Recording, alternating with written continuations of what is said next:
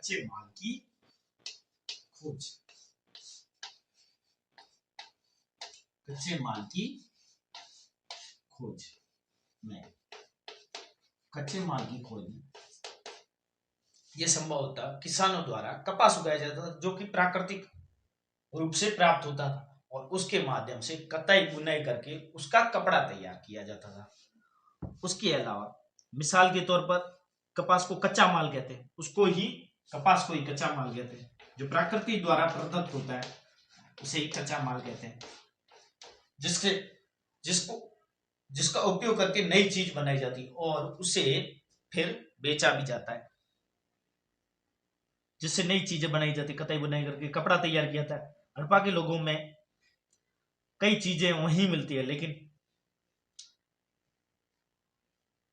इसमें किसान और पशुपालक उनका उत्पादन करते थे, जैसे लकड़ी और धातुओं के अयस्क प्राकृतिक रूप से उपलब्ध होते थे जिन्हें कच्चा माल कहते थे, उससे फिर कई नई चीजें बनाई जाती थी कच्चे माल से।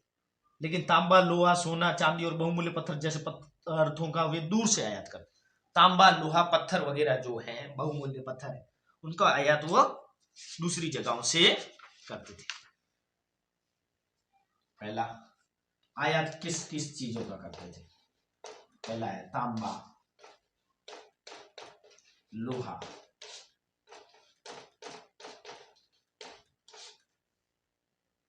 बहुमूल्य पत्थर,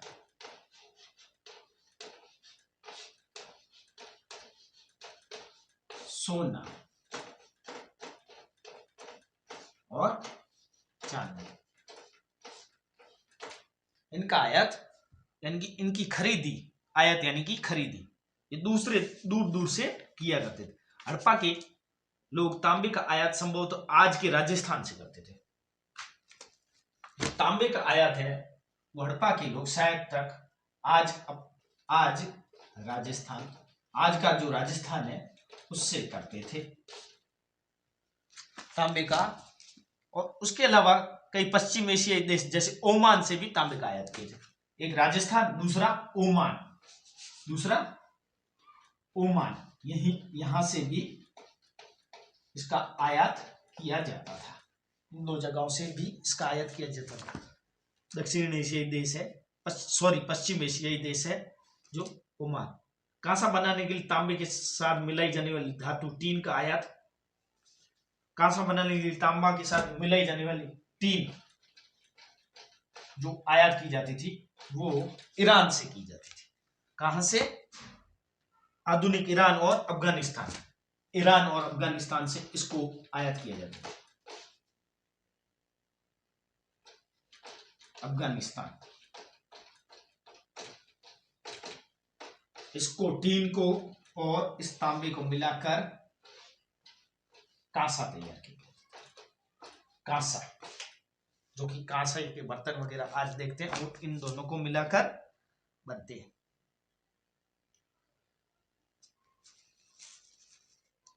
सोने का आयात आधुनिक कर्नाटक, सोने का आयात जो आधुनिक कर्नाटक है वहां से किया जाता था। जो सोना प्राप्त करने के लिए वो कर्नाटक से आयात खरीदते थे, यानी कि उससे खरीदते थे सोना कर्नाटक से। सोना कहां से? कर्नाटक से। सोना कर्नाटक से। और बहुमूल्य पत्थर का आयात गुजरात, ईरान, अफगानिस्तान से। जो बहुमूल्य पत्थर का आयात,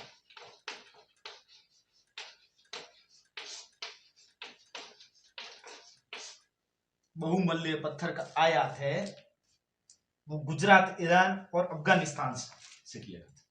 गुजरात, ईरान और अफगानिस्तान से इसका आयात करते थे और इसे यहां से खरीदते थे, इसे यहां से खरीदते थे। अब नगरों में रहने वाले लोगों के लिए भोजन,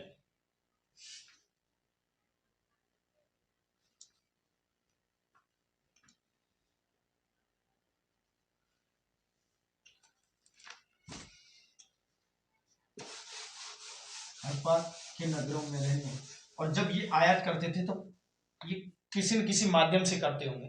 तो यहाँ पर कुछ ऐसे खिलौने मिले जैसे कि बैलगाड़ी वगैरह के, तो संभवतः शायद उन्हें इस बारे में जानकारी होगी और पशुओं के माध्यम वगैरह से गाड़ी बना के वो उनका उपयोग करते होंगे। अब नगरों में रहने वाले लोगों के लिए भोजन।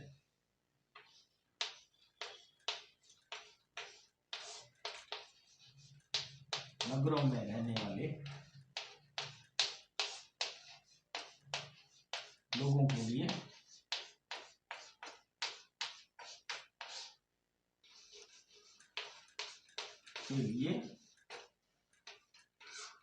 भोजन। नगरों में रहने वाले लोगों के लिए भोजन का उपयोग कैसे करते हैं? लोग नगरों के अलावा गांव में भी रहते थे, वे अनाज उगाते थे। नगरों के अलावा गांव में रहते थे, वे क्या उगाते थे? नगर के अलावा और नगर व गांव में भी रहते थे, क्या उगाते थे? अनाज। अनाज उगाते थे। अनाज में क्या क्या उगाते थे? और जानवर पालते थे, और जानवर भी पालते थे। जानवरों को भी पालना उन्होंने स्टार्ट किया था। किसान और चरवाही शहरों में रहने वाले शासकों और लेखकों, दस्तकारों को खाने के सामान देते थे। किसान और चरवाही, ये दो जने, किसान चरवाही, ये दो जने जो शहरों में रहते हैं लोग, जिसमें शासक, लेखक और दस्तकार आते हैं। शासक, लेखक, दस्तकारों को भोजन उपलब्ध कराते थे। दस्तकारों को भोजन उपलब्ध कराते थे। पौधों के अवशेषों से पता चलता है कि जो पौधे के अवशेष भी मिले हैं, कुछ पौधों के अवशेष मिले हैं, जिसके आधार पर पता लगाते हैं कि पौधों के अवशेष मिले। अब किसके अवशेष मिले? ये लोग गेहूं,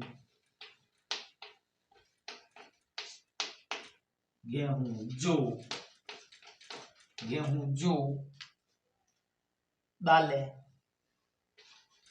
मटर,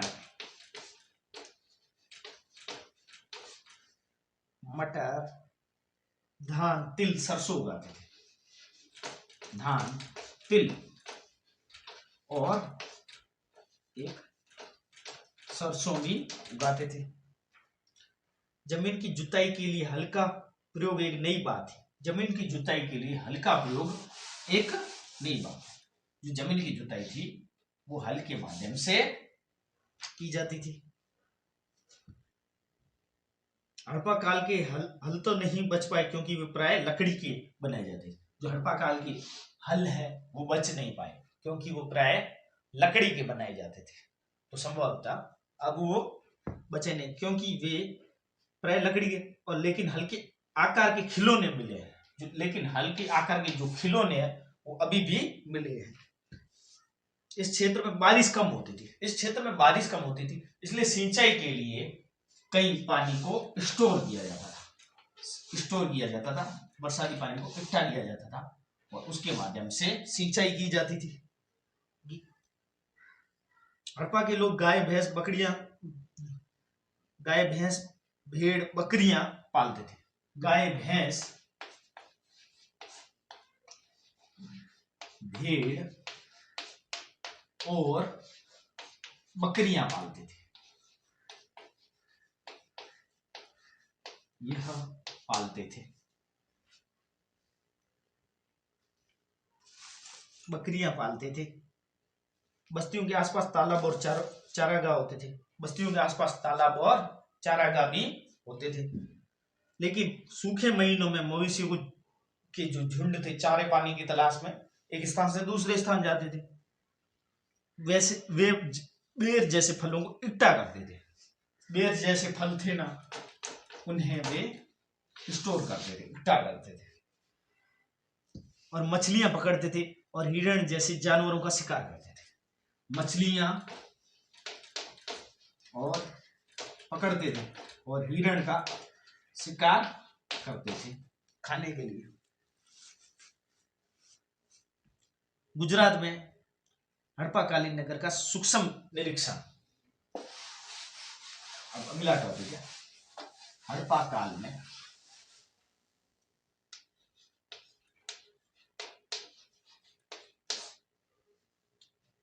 हड़प्पा के कालीन नगर का गुजरात के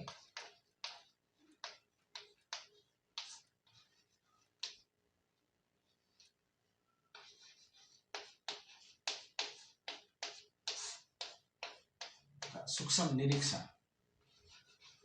सूक्ष्म निरीक्षण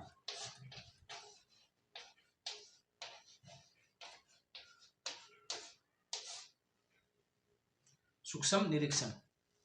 कच्छ के इलाके में खदीर बेद के किनारे धोलावी नगर बसा। कच्छ के इलाके में एक धोलावीरा नाम का नगर बसा। धोलावीरा। इसको 3 भागों में बांटा गया। हड़प्पा को 2 भाग में, लेकिन इसको 3 भागों में बांटा गया। ये खदीर बेद के किनारे है। यह खदीर बेद के किनारे है। जो धोलावीरा नगर है वो खदीर बेद के किनारे है और कच्छ के इलाके में है। वहां साफ पानी मिलता है और जमीन उपजाऊ मिलती है। यहाँ जो पानी मिला है वो साफ मिला और जमीन कैसी मिली है? उपजाऊ मिली। हड़प्पा सभ्यता के कई नगर 2 भागों में विभक्त थे, लेकिन धोलावीरा नगर को कितने भागों में बांटा गया? 3 भागों में। उसके हर हिस्से के चारों ओर पत्थर की ऊंची ऊंची दीवारें बनेगी। इसके चारों ओर हिस्से में पत्थर की ऊंची ऊंची दीवारें बनेगी। इसके अंदर जाने के लिए बड़े बड़े प्रवेश द्वार थे। इसमें के अंदर जाने के लिए जो द्वार थे एंटर करने के लिए वो बड़े बड़े थे दरवाजे। इस नगर में एक खुला मैदान भी है। वहां सार्वजनिक कार्यक्रम होते, जैसे आजकल स्कूलों वगैरह में मैदान थोड़े कम रहे हैं, कहीं कहीं स्कूलों में आज भी है, तो वहां पर मैदान होते थे। वहां पर कोई कार्यक्रम होते होंगे, सार्वजनिक कार्यक्रम होते होंगे। यहाँ मिले कुछ अवशेषों में हड़प्पा लिपि के बड़े अक्षरों को पत्थरों में खुदा पाया गया है। हड़प्पा लिपि के बड़े बड़े अक्षरों में यहाँ पर कुछ ऐसे पत्थर मिले हैं, जो अवशेष मिले हैं जो बड़े अक्षरों में पत्थरों पर खुदा हुआ। इन अभिलेखों को संभवतः लकड़ी में जड़ा गया था। इन अभिलेखों को संभवतः लकड़ी में जड़ा गया था। यह एक अनोखा अवशेष है, क्योंकि आमतौर पर हड़प्पा के लेख मुहर जैसी छोटी वस्तु है। ये अनोखा अवशेष है क्योंकि हड़प्पा के अधिकतर जो लिखे हुए हैं वो केवल मोहरों पर मिले। वह केवल मोहरों पर मिले। ये एक संजोग ही है कि अनोखा अवशेष है कि हड़प्पा की जो लिपि के बड़े बड़े अक्षरों को पत्थरों में खुदा पाया। इन अभिलेखों को लकड़ी में ही जला गया था। ये कुछ अवशेष ये केवल धोलावीरा में मिले। गुजरात की खंबात खाड़ी में मिलने वाली साबरमती की एक उपनदी के किनारे बसा लोथल नगर ऐसे स्थान पर बसा है जहां कीमती पत्थर जैसे कच्चा माल आसानी से मिल जाता था। लोथल नगर है एक गुजरात का, खंबात की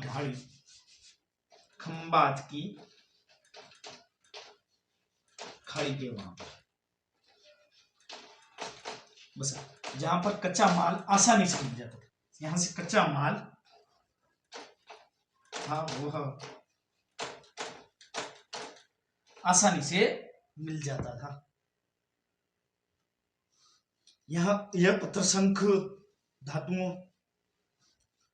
ये पत्थरों और कीमती पत्थर, और यहां पर एक कीमती पत्थर भी आसानी से मिलते थे। कीमती पत्थर भी आसानी से मिलते थे। यह पत्थर शंखों धातुओं से बने गई चीजों का एक महत्वपूर्ण केंद्र था। यह जो था नगर, ये केंद्र था पत्थरों, शंखों, धातु से बने गई चीजों का। पत्थरों धातुओं और शंखों से बने गई चीजों का एक महत्वपूर्ण केंद्र था। शंख से बने गई चीजों का एक महत्वपूर्ण केंद्र यह था। इस नगर में एक भंडार गृह भी मिला है। इस नगर में एक जो भंडार गृह भी मिला है, जहां पर इस भंडार गृह से कई मुहरें, मुद्राकन व मुहरबंदी गीली मिट्टी पर दबाने से बनी उनकी छाप मिली है। इस भंडार गृह में कुछ मुहरें और मुद्राकन और मुहरबंदी गीली मिट्टी पर छाप लगाते हैं, वो भी मिला है। यहाँ एक इमारत मिली है, यहाँ पर एक इमारत भी मिली है। यहाँ संभवतः मनके बनाने का कार्य होता था। जो मनके बनाने का कार्य, एक इमारत मिली है, वो भी होता था। पत्थर के टुकड़े, यहाँ पर कुछ पत्थर के टुकड़े और अध बने मनके बनाने वाले उपकरण, तैयार मनके भी मिले। अब मुद्रा या मुद्राकन की मुहरबंदी कैसी होती थी?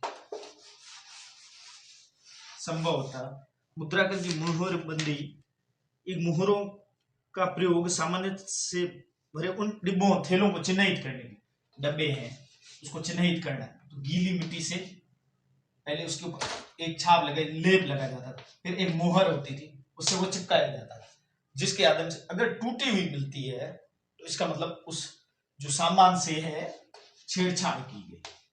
आज अपन कुरियर वगैरह देखते हैं तो क्या पूरा पैक है या नहीं? अगर पैक नहीं है तो नहीं लेना चाहिए, क्योंकि क्या पता जो कुरियर वाले ने कुछ बदमाशी कर दी। इसके आधार पर कि कुछ भी अगर गलत वलत ना हो, मुहर पूरी चिपकी हुई हो, व्यवस्थित हो, फटा हुआ कुछ नहीं होना चाहिए, उसी आधार पर कुरियर से अपन कुरियर लेते हैं। वैसे ही उस टाइम पे गीली मिट्टी पे मुहर की छाप थी, जिसके आधार पर यूं माना जाता था कि अगर टूटी हुई है या फिर इसके ऊपर गीली मुहर मिट्टी, टूटा हुआ कोई हिस्सा है मुहर का, यानी कि इस सामान के साथ छेड़छाड़ की गई। सभ्यता के अंत का रहस्य।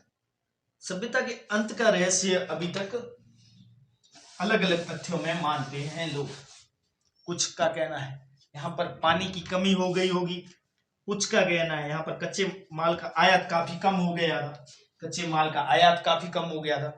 उसके अलावा कुछ कहते हैं विद्वानों के अनुसार जंगलों का विनाश हो गया। कुछ जने कहते ईंधन की जरूरत पड़ती थी, लेकिन वो जंगलों का विनाश हो गया तो ईंधन मिल रही नहीं। उसके अलावा घास वाले मैदान समाप्त हो गए। अनेक कारण है जिसके कारण इसका अंत हुआ होगा। नदियों के सूखने का असर कुछ ही इलाकों में हुआ होगा, क्योंकि बाढ़, कुछ जने कहते बाढ़ और नदियों में बाढ़ वगैरह आई होगी, उसके कारण भी हो सकता है। उसके अलावा मिस्र के पिरामिडों के बारे में जानते हैं, जो लगभग 5000 साल पहले बनाए गए। तो यह धन दौलत से संबंध है। जब इनके शव दफनाए जाते थे तो इनके ऊपर पिरामिड बनाए जाते, तो लेकिन इसके साथ में इन शवों को जब दफनाया जाता था तो उसके साथ कुछ सेवक सेविकाएं, हीरे जवाहरात, बहुमूल्य पत्थर वगैरह जो भी चीजें थी, सोने चांदी वगैरह की, वो भी दफनाई जाती थी। उसके आधार पर उनका ये मानना था कि मृत्यु के बाद भी जीवन होता है। और इन जो शवों को दफनाया जाता था इनको कहा जाता था मम्मी। क्या कहा जाता था? मम्मी। आई होप आपको यह चैनल पसंद आया होगा। अगर आपको यह वीडियो पसंद आया हो तो please like and subscribe my YouTube channel. धन्यवाद। जय हिंद। मिलते हैं नेक्स्ट वीडियो में।